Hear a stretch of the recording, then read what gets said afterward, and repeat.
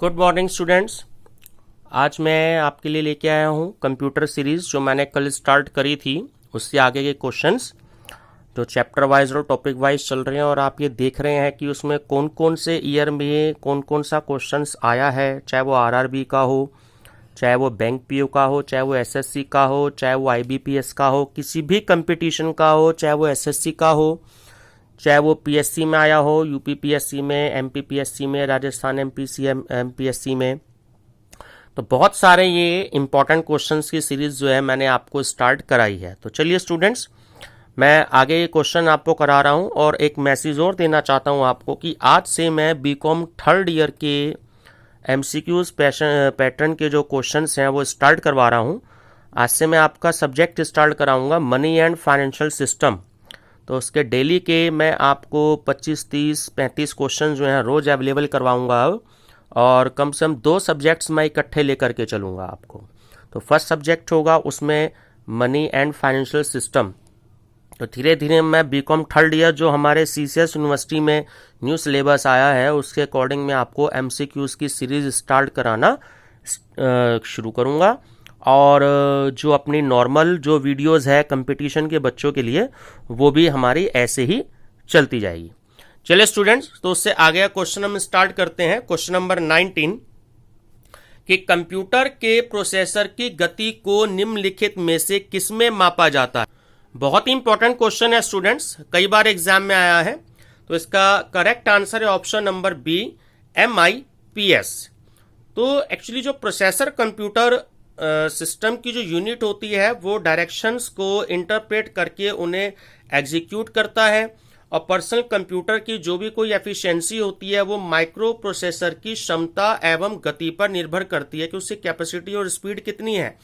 तो जो micro processor की जो प्रोसेसिंग स्पीड होती है हम उसको MIPS में हम उसको मापते हैं। मेजरमेंट जो होता है MIPS में होता है। और स्टूडेंट्स, MIPS का पूरा नाम भी एग्जाम में कई बार आ चुका है, मिलियन इंस्ट्रक्शंस पर second. Million instruction per second. तो MIPS की जो रेटिंग होती है उसका हम यूज करते हैं वो प्रोसेसर की इंटीजर कंप्यूटेशन परफॉर्मेंस को हम स्पेसिफाइड करने के लिए करते हैं। तो स्टूडेंट देखिए नेक्स्ट क्वेश्चन, क्वेश्चन नंबर 20। जैसे मैं आपको बता रहा था कि कंप्यूटर शब्दावली में MIPS का अर्थ क्या है, तो हमने अभी अभी पढ़ा कि option number B, million instruction per second. Question number 21 dash एक इलेक्ट्रॉनिक डिवाइस है जो डेटा को इंफॉर्मेशन में बदलते हुए प्रोसेस करता है। तो स्टूडेंट्स इसका सही आंसर है option number A, processor.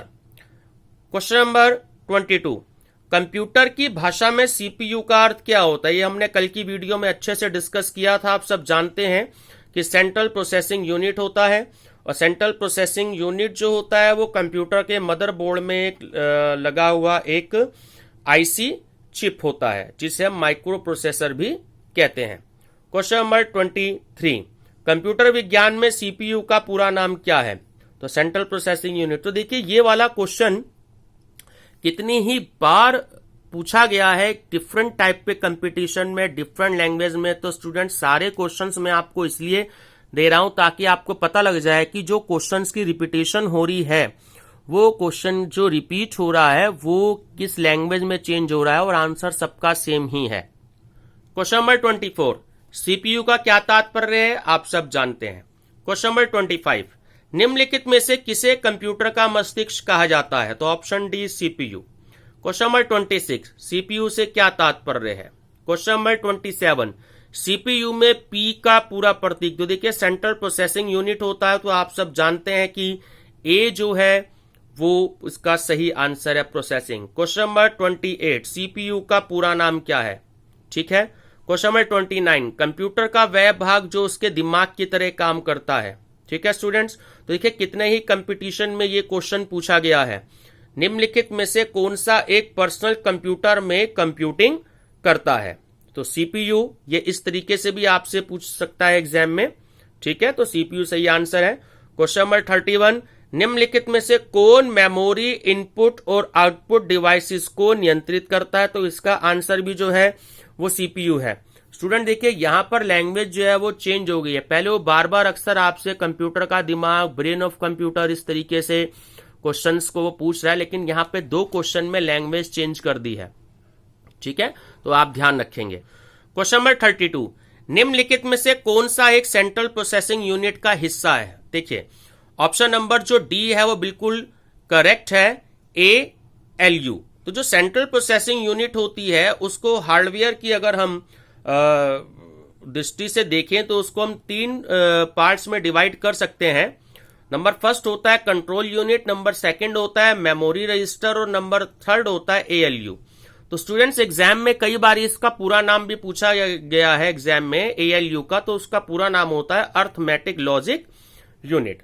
Question number 33, accumulator dash का एक समाकलित घटक है, यानी जो इंटीग्रल कंपोनेंट है वो किसका है? तो CPU स्टूडेंट सही आंसर है इसका ऑप्शन नंबर ए।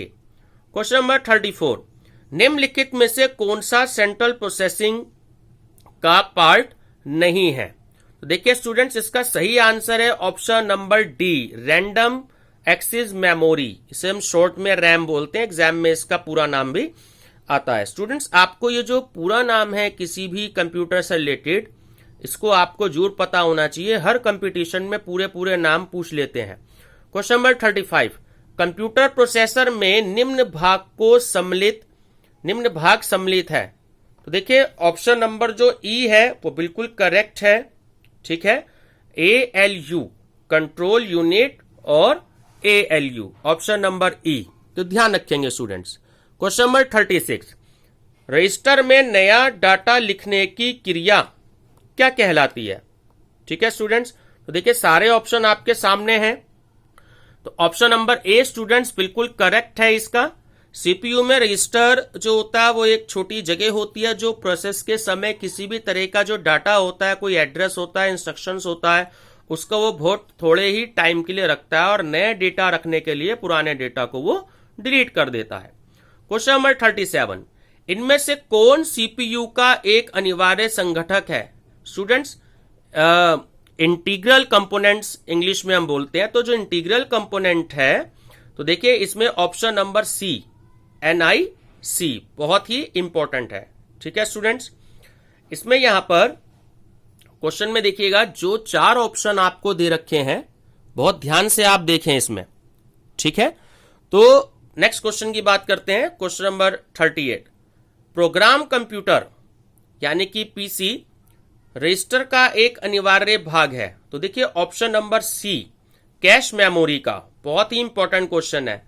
जो प्रोग्राम कंडक्टर होता है, आपका ध्यान रखना, एक तरफ हम बात करते हैं PC की पर्सनल कंप्यूटर और एक दूसरा नाम होता है PC का प्रोग्राम कंडक्टर। तो ये एग्जाम में देख लीजिएगा, कई बार इसका पूरा नाम भी पूछ लेता है कि PC का दूसरा नाम, पर्सनल कंप्यूटर का दूसरा नाम PC शॉर्ट में दे दे तो उसका क्या नाम है, तो वहां पर नाम आएगा प्रोग्राम कंडक्टर। तो CPU में जो भी कोई एक रजिस्टर अवेलेबल होता है उसमें मेमोरी को से निष्पादित होने वाले जो अगले जो भी कोई इंस्ट्रक्शंस होती है उसके सारे एड्रेस इसमें इंक्लूड होते हैं। क्वेश्चन नंबर 39, निम्नलिखित में से किस मेमोरी में CPU की सीधी पहुंच होती है यानी कि एक्सेस होती है? तो ऑप्शन नंबर ए बिल्कुल करेक्ट है, ध्यान रखिएगा CPU। ठीक है, इसका जो ऑप्शन नंबर है कि CPU का आप सब जानते हो पूरा नाम सेंट्रल प्रोसेसिंग यूनिट है और इसका दूसरा नाम जो पहले क्वेश्चंस में आ चुका है, हम इसे प्रोसेसर या माइक्रो प्रोसेसर भी कहते हैं। ठीक है, और यह एक इलेक्ट्रॉनिक माइक्रोचिप होती है जो किसी भी डेटा को इंफॉर्मेशन में चेंज करते हुए प्रोसेस करता है। और रैम में जो होती है रैंडम एक्सेस मेमोरी, पूरा नाम जो है ऑप्शन नंबर ए करेक्ट है, CPU की सीधी पहुंच यानी कि एक्सेस होता है। क्वेश्चन नंबर 40, निम्नलिखित में से CPU का कौन सा जो पार्ट होता है वो ALU क्रियाविधि के दौरान अस्थायी रूप से जो आंकड़े होते हैं, इंग्लिश में हम उसे डेटा बोलते हैं, उसका संग्रहण करता है? तो देखिए चारों ऑप्शन आपके पास में है। ऑप्शन नंबर स्टूडेंट सी बिल्कुल करेक्ट है, रजिस्टर। ठीक है, क्वेश्चन नंबर 41, कार्यक्रम काउंटर यानी कि प्रोग्राम काउंटर रजिस्टर का भंडार होता है, जो स्टोरेज होती है। प्रोग्राम काउंटर रजिस्टर स्टोर्स दी इसमें सही आंसर आपको बताना है, तो ऑप्शन नंबर सी बिल्कुल करेक्ट है। निष्पादित होने वाले अगले अनुदेशन का पता, address of the next instruction to be executed. Next question, question number 42।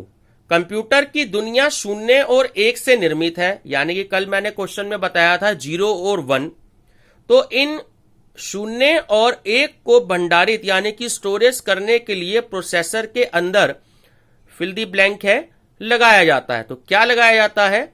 Option number सी बिल्कुल करेक्ट है, ट्रांजिस्टर। ठीक है, ध्यान रखेंगे। Question number 43। किसी कंप्यूटर में जोड़ने, तुलना करने और मिलाने के कार्य कहां होते हैं? तो स्टूडेंट्स, ये भी बहुत इंपॉर्टेंट क्वेश्चन है। सीपीयू का हम बार बार डिस्कस कर रहे हैं, तो सीपीयू चिप इसका करेक्ट आंसर है। Next question, question number 44। CPU का प्रमुख कार्य क्या है? स्टूडेंट, ऑप्शन नंबर सी बिल्कुल ठीक है, डेटा और जो इंफॉर्मेशन होती है उसको प्रोसेस करना। ऑप्शन नंबर जो सी है वो बिल्कुल आपका करेक्ट आंसर है। Question number 45। कंप्यूटर में अधिकांश प्रोसेसिंग डैश में होता है, तो ऑप्शन नंबर सी बिल्कुल करेक्ट है, सीपीयू। स्टूडेंट्स, क्योंकि हम सीपीयू का टॉपिक पढ़ रहे हैं इसलिए बार बार सीपीयू आंसर आ रहा है, ध्यान रखेंगे। लेकिन एग्जाम में ऐसे नहीं आते हैं हम, क्योंकि सीपीयू के टॉपिक से रिलेटेड ही क्वेश्चंस पढ़ रहे हैं, तो इसलिए बार बार सीपीयू है। अगर इसमें से एक या दो क्वेश्चंस आपको एग्जाम में आते हैं तो वहां पर आपको ध्यान रखना बहुत ही मुश्किल हो जाता है। ठीक है, तो इसलिए सीपीयू से रिलेटेड हम सारे क्वेश्चंस की स्टडी कर रहे हैं कि किस टाइप से क्वेश्चन सीपीयू के हमसे एग्जाम में पूछे जा सकते हैं। Question number 46। प्रमुख मेमोरी डैश के संबंध में कार्य करती है, तो सही आंसर है स्टूडेंट्स, देखिए आपके सामने है सी, यानी आंसर हो गया आपका option number C, CPU. Question number 47। Computer कहां आंकड़ों का योग एवं तुलना करता है? ठीक है, यानी जो टोटल करता है और जो कंपेयर करता है वो कहां करता है? तो ऑप्शन नंबर बी बिल्कुल करेक्ट है, CPU. Question number 48। CPU consist of, CPU में डैश होता है। स्टूडेंट, ऑप्शन नंबर बी बिल्कुल करेक्ट है कि arithmetic and logical unit, register and control unit. Question number 49। Computer का सबसे महत्वपूर्ण भाग है, जैसे हम बार बार डिस्कस कर चुके हैं, CPU. Question number 50।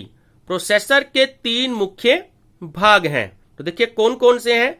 Option number A बिल्कुल आपका करेक्ट आंसर है, एएलयू, अर्थमेटिक, लॉजिकल यूनिट और कंट्रोल यूनिट और रजिस्टर। स्टूडेंट्स, यहां तक के 50 क्वेश्चंस मैंने आपको दिए, इससे आगे क्वेश्चन मैं नेक्स्ट वीडियो में दूंगा।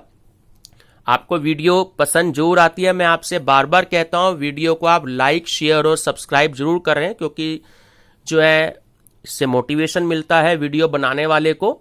और अपने जानकार जो भी कोई फ्रेंड सर्कल में आपके लोग हो उन्हें जरूर शेयर और सब्सक्राइब और लाइक करने के लिए जरूर कहें। Thank you students.